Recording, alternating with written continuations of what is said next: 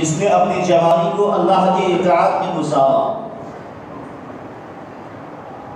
جس نے اپنی زبانی کو فضول لغویات سے بچایا ہو، گناہ اور معصیت سے روکے رکھا ہو۔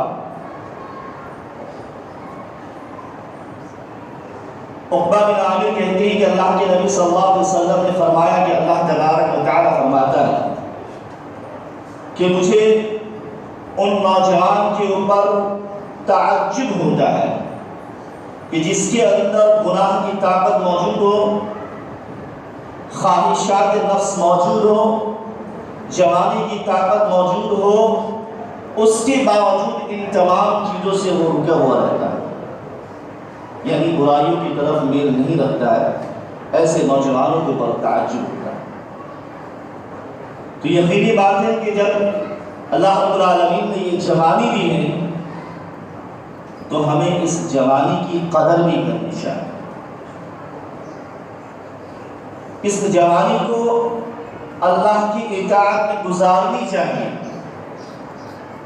حضرت عمر بن خطاب رضی اللہ عنہ کہتے ہیں کہ جوانی میں اتنی عبادتیں کر لو کہ بڑھاپے میں تمہارے لیے کافی ہو جائے، کیونکہ انسان جوانی میں دل جمعی کے ساتھ،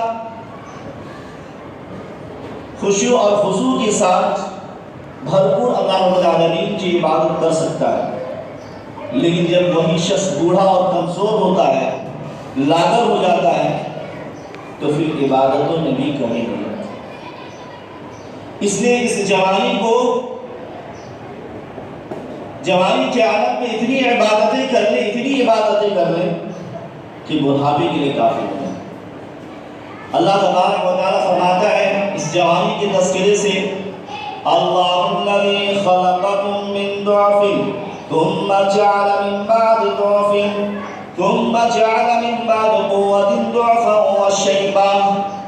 اللہ وہ ہے جس نے تمہیں کمزوری کی حالت میں پیدا کیا، اتنے کمزور، اتنے لاغر، اتنے کمزور ہیں، اتنے لاغر اور کمزوری حالت میں پیدا کیا کہ تم نہ خود کھا سکتے ہو، نہ پی سکتے ہو، نہ اٹھ سکتے ہو، نہ بیٹھ سکتے ہو، اتنی کمزوری حالت میں، یعنی بچپنے کی حالت میں پیدا کیا۔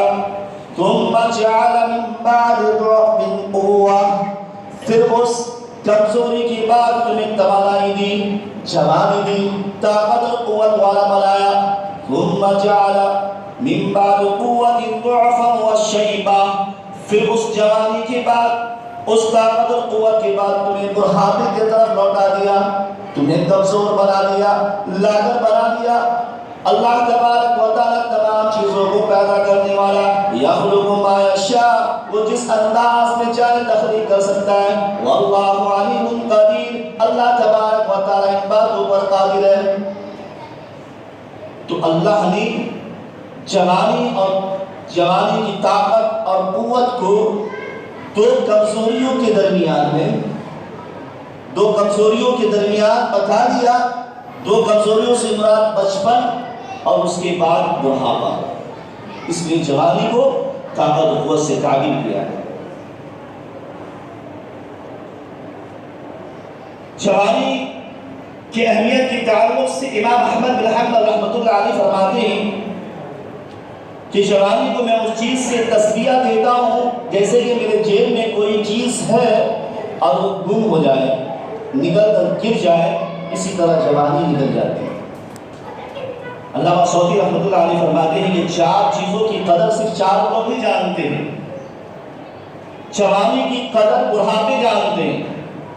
ہمارے درمیان بوڑھے شخص بیٹھے ہوئے موجود ہیں، ان سے پوچھیں کہ آپ نے اپنی جوانی کس انداز سے گزاری، تو وہ جوانی کے کارنامے بتائیں گے۔ میں نے جوانی میں یہ کیا، میں نے جوانی میں یہ کارنامے دکھائے، میں نے جوانی میں یہ نام دکھایا، جوانی میں نے یہ کام کیے۔ تو اس شخص سے اب جا کر کے اس کی اہمیت پوچھئے کہ اب آپ کو جوانی کی زندگی یاد آ رہی یا نہیں آ رہی، اب کیسی زندگی گزر رہی بڑھاپے میں؟ تو وہ شخص یہی کہے گا کہ جوانی کی جو اہمیت تھی وہ ہم نے کھو دیا۔ اس کی جوانی کی اہمیت بوڑھے ہی جانتے ہیں۔ اسی طرح سے صحت کی اہمیت اور فضیلت بیمار جانتے ہیں۔ آج اس زمین پر بہت بیمار ہیں، اب بیماروں کے پاس جائیں، ان کی عیادت کیجیے، ان کی بھی فضیلت ہے، لیکن اس کی قدر معلوم ہوگی کہ اللہ نے مجھے صحت اور تندرستی دی ہے۔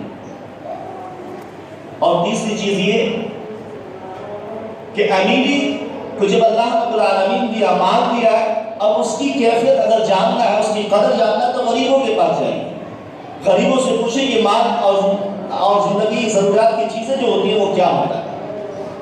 اسی طریقے سے زندگی، چوتھی چیز، زندگی کی اہمیت کی قدر جاننا ہے تو آپ مردے سے پوچھیے، وہ یہی جواب دے گا کہ میں نے اپنی زندگی کو یوں ہی ضائع اور برباد کر دیا، اپنی زندگی کو ضائع کر دیا۔ اگر زندہ ہوتا، جیسا کہ مرنے کے وقت جب روح قبض کرنے کے لیے فرشتے آئیں گے تو وہ کہیں گے تھوڑی دیر کے لیے مہلت دے دیجیے تاکہ میں نیک کام کر لوں، صدقہ اور خیرات کر لوں، اپنے مالوں کو جو ہے اللہ کے راستے میں تقسیم کر دوں اور خرچ کر دوں، لیکن اس وقت وہ مہلت بھی نہیں ملے گی کیونکہ اپنی زندگی اس نے گزار چکی۔ اس لیے چاہیے کہ جوانی کی اہمیت کو سمجھیں، جوانی کی کیفیت کو سمجھیں،